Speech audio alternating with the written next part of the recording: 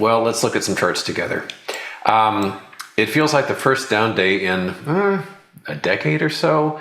Every day is just lifetime highs, lifetime highs, lifetime highs. Finally, we're getting a teeny bit of a dip. We got a fractional drop across the board. It feels like a crash because we're not at lifetime highs. But anywho, we've basically undone most of what happened yesterday on the spider. The diamonds also down. Lifetime high on the intraday, but pushing into some of yesterday's progress, if you want to call it that. The cubes also down, fully reversed, well, just about fully reversing yesterday's gains. Yesterday's intraday high remains, and of course the lifetime high close remains. But there's only so many times that NVIDIA and Oracle can hand money back and forth to one another and pretend that it's revenue. We get these daily press releases about $100 billion deal, $500 billion deal, on and on and on. What? So it's like a virtuous cycle is the kindest way to put it. But eventually people are gonna be like, where's the new revenue? Cubes reversing away from yesterday. The mega caps, of course, extremely lofty. Like here's Alphabet, and even at this distance, you can see it's basically just a bottle rocket. Lifetime high was a couple of days ago, but it's. I just saw a headline that the overall PE for the S&P is over 30 now. When I started getting interested in stocks, PEs were like 6, 7. It was like insanely cheap. And now they are bug-eyed crazy. And we've all been exposed to the data and the statistics about, unprecedented levels of overvaluation. And after you see a few thousand of those and they don't matter, people assume, understandably, it doesn't matter until it does. So, people are completely inured and jaded about any shocking records in terms of fundamentals. It's just like, whatever, AI, crypto, and on they go.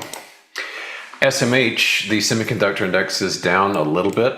Lifetime high today, intraday, but shaving off a little bit of yesterday's greenage. So as I said, precious metals loony that I am, I decided to slip on my bear suit, which is very comfortable for me, even for precious metals. So here's gold, which has had a dynamite run, but getting a little bit of fear of heights at these levels. Palladium, my love, another great day, but as I said, I did take profits. Fantastic as the chart is, I just can't shake the notion that a drop in gold will just drag palladium down with it. Also, I've got to say, I'm a little bothered by how palladium seems to pay a lot of attention to equities. Sometimes it's very tightly correlated. So if I'm really bearish on equities, how can I stay bullish on palladium? I don't like overthinking things, but sometimes I do have a thought. Suffice it to say that I took very good profits out of that, but I'm flat. Like I said, short GDX and long dust. Here's PALL itself. Interestingly, the last time I got out and the last time I sort of wrung my hands and apologized for daring to not hold on was here. And that turned out to be a really good time to get out. The peak that day was 112.17. Today, 112.05. So we pretty much matched that peak. Let's see if we slip away again.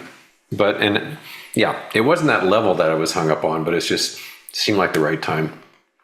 But here's miners GDX, and this is just zany loony here.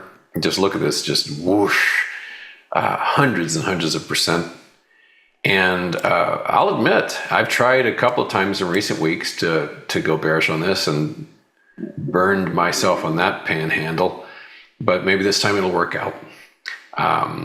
So I shorted it earlier, set a stop just above today's high, and so far so good on this. So so I've really got I've actually got 3 positions. I'm long dust in one account, I'm long dust in another account, and I'm short GDX in yet another account. So a little duplicative there.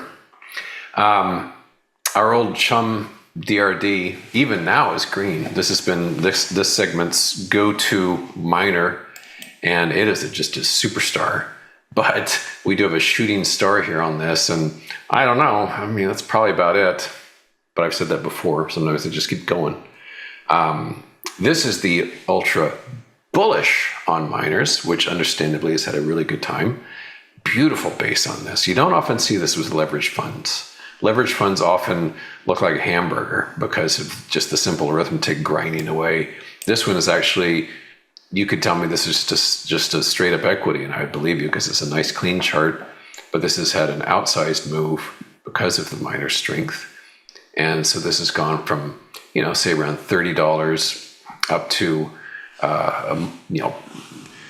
4 times that in a matter of months because it's leveraged. But I think it's time for a breather.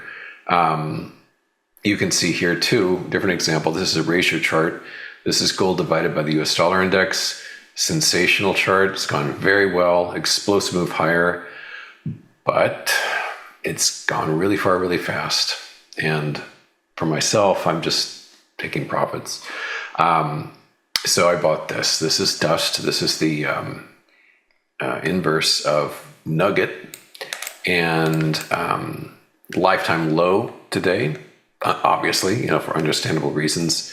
And I bought it at a pretty good price way down here, and I set the stop pretty loosely, actually, down like at 11, which is pretty low, but it's flipped red to green on the bar itself. It's kind of odd. Dust is showing a 0.5% gain. And in any case, we've got a good reversal here. I'm not sure how long I'll hang on to it, but I think more than a day. I mean, if miners are going to ease off, it's going to take a little time to burn off those calories.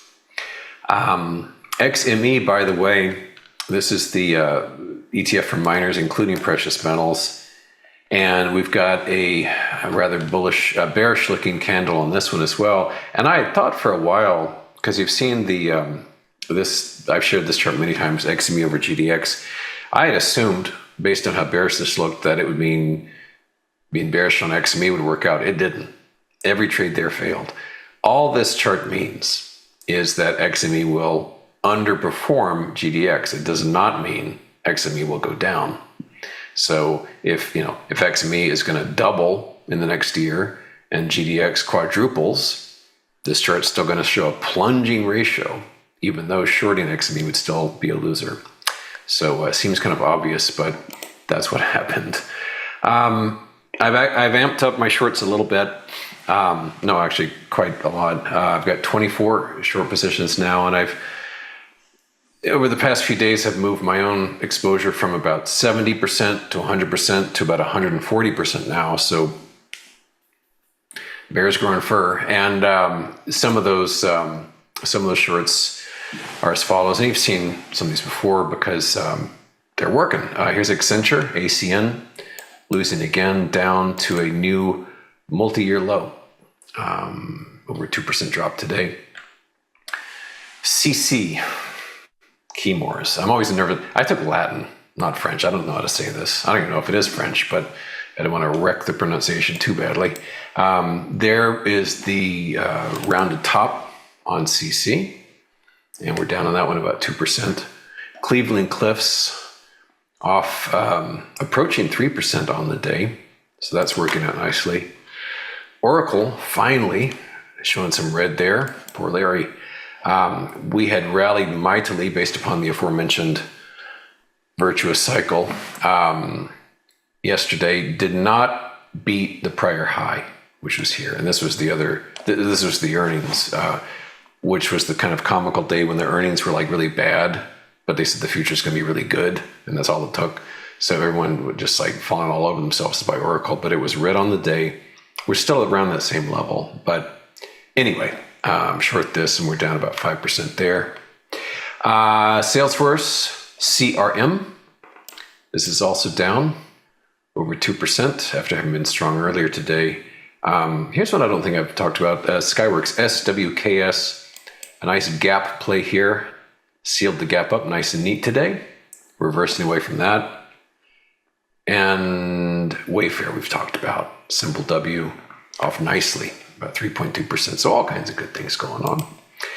You may also recall last week I shared the Ethereum Bitcoin ratio chart, and I posited that it was about to poop out and start reversing. And so far that's happening. This resistance here did its job. And what that means is basically Ethereum should underperform Bitcoin. And it is thus far. So like, for example, just today alone, Ethereum's down almost 7%. It'd been at a lifetime high just here. And it's just getting, well, it's not too big a diminishment, but it's definitely performing poorly compared to Bitcoin. And just to wrap things up as we approach the bottom of the hour, I say that expression and younger people have no idea what I'm talking about. I guess analog clocks are a metaphor lost on people when you talk about bottom of the hour. But anyway, to wrap things up there, what I'll say is that this chart here, the ratio chart of the Dow Jones Composite divided by silver, is getting really, really, really close to a completion. We've been watching this for months. Ooh, it's getting close.